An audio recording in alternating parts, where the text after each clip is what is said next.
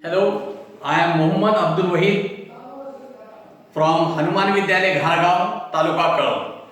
Today I am going to teach you a renowned poem, To a Butterfly. This poem has been written by a renowned poet, William Wordsworth. In this poem, the poet is a grown-up person and he is addressing to a butterfly. Why he is addressing to a butterfly? Because butterfly, whenever he sees the butterfly, he remind his childhood days. Whenever he sees a butterfly. In first stanza and in second stanza, the poet is reminding or talking about his sister. So I will take this poem line. I will read this poem, then explain this poem to you. Just listen. To a Butterfly, written by William Wordsworth. The poet is addressing to a butterfly. How? Stay near, do not take thy flight. The poet is addressing to a butterfly. To whom the poet is telling? To a butterfly. Stay near me, do not take thy flight. A little longer stay inside.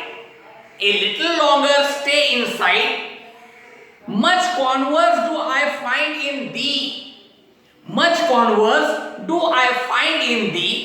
Historian of my infancy. Float near me, do not yet depart. Daytime review in thee. Thou brings gay creature as thou art, a solemn image to my heart, my father's family. Oh, pleasant were the days, the time when in our childish play, my sister Emiland and I together chased the butterfly. A very hunter did I rush upon the prey with leaps and springs. I followed on from brake to bush. But she, God love her, feared to brush the dust from off its wings. William Wordsworth. This poem has been written by William Wordsworth, a renowned poem. William Wordsworth is also known as a nature poet. All his poems are related with nature. So, just take the paraphrase or the meaning of this poem. In this poem, the first stanza of the poem is an address to a butterfly.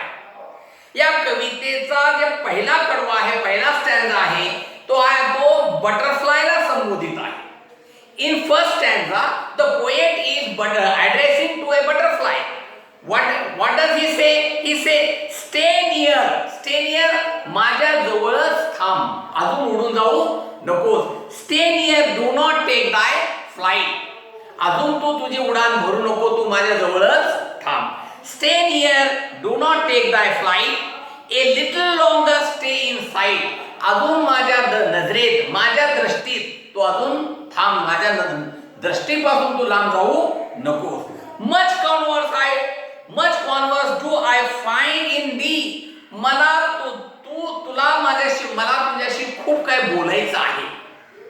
मला तुझ्याशी conversation करायचं आहे, मला तुझ्याशी हितगुज करायचं आहे, मला तुझ्याशी बोलायचं आहे. Much converse do I find in thee, historian of my childhood or infancy. Infancy म्हणजे लहानपण, childhood. आणि तो काय म्हणतो, historian of my infancy. म्हणजे तू माझ्या लहानपणाचा किंवा माझ्या भूतकाळाचा तू कोण आहेस? इतिहासकार आहे. म्हणजे तू माझा भूतकाळ पाहिलेला आहेस. म्हणून इथं the poet is comparing or telling that the butterfly is the historian of the poet's infancy. Historian of my infancy, float near me, float near me. Float म्हणजे माझ्या जवळच तू उड, तरंग. फ्लोट म्हणजे तरंगणे. तो हवेमध्ये माझ्या जवळच उडत राहा.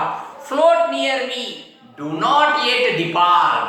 अजून माझ्यापासून तू दूर जाऊ नकोस, अलग होऊ नकोस. Do not yet depart. Daytime review in thee. Daytime means the past tense.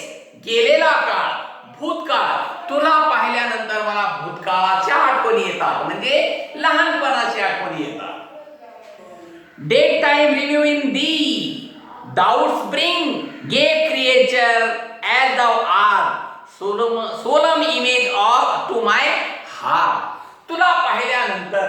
तुला पाहिल्यानंतर माझ्या मनामध्ये लहानपणाची जे चित्र आहे, लहानपणाचे जे दृश्य आहे, ते काय होतात?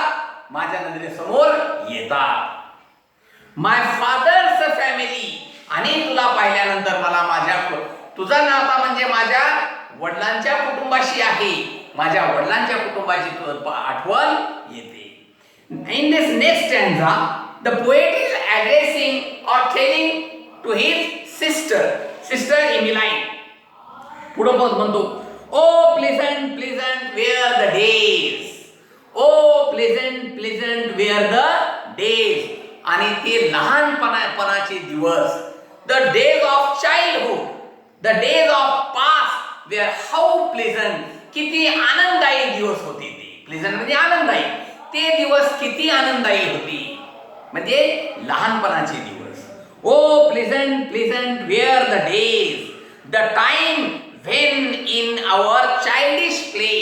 आणि तो काळ, तो वेळ जेव्हा आमच्या लहानपणाच्या खेळात, म्हणजे लहानपणी आपण जे खेळतो, माझी बहीण आणि मी, म्हणजे पोएट इथं म्हणतो, कवी म्हणतो, जेव्हा मी आणि माझी बहीण खेळत होतो ते दिवस. Oh pleasant, pleasant were the days, the time when in our childish play. My sister Emmeline and I. माझी बहीण एमिलाइन आणि मी, आम्ही दोघं टुगेदर चेस द बटरफ्लाय. आणि आम्ही दोघं काय करायचं? सोबत मिळून त्या फुलपाखराच्या पाठीमागं आम्ही धावायचं. कारण लहान मुलं फुलपाखरू पकडण्यासाठी पळतात. आम्ही धावत होतो. Together chase the butterfly. A very hunter did I rush. अगदी एखाद्या शिकारीप्रमाणे आम्ही काय करत होतो? धावत होतो. We were chasing the butterfly. अगदी एखाद्या शिकारीप्रमाणे आम्ही काय करत होतो? त्या बटरफ्लायच्या, त्या फुलपाखराच्या पाठीमागे धावत होतो. Upon the prey with leap. Very hunter did I rush upon the prey with leap and spring. आम्ही अगदी उड्या मारीत, अगदी झुडपातून आम्ही उड्या मारे त्या बटरफ्लायच्या, त्या फुलपाखराच्या पाठीमागे धावायचं. Upon the prey with leaps and spring I followed on from brake to bush. आम्ही झाडी झुडपामध्ये आम्ही त्याच्या पाठीमागे धावायचं. But God love her. परंतु देवाला ती आवडली. म्हणजे she is no more, she has pass away. ती आता इथं नाही. त्याला परमेश्वरानं आपल्या जवळ बोलवलंय, अर्थ होतो. But God love her, fear to brush. आणि ती भ्यायची, घाबरायची की एकदा फुलपाखरू पकडल्यानंतर त्याच्या पंखावरचं जे डस्ट असते, म्हणजे रंग, ते निघून जाईल म्हणून त्याला अलगद पकडायची आणि ते घाबरायचे पकडायला. But she, God love her, fear the brush, the dust from of its wings. त्याच्या पंखावरून ते रंग निघून जाऊ नये म्हणून ती काय करायची? घाबरायची.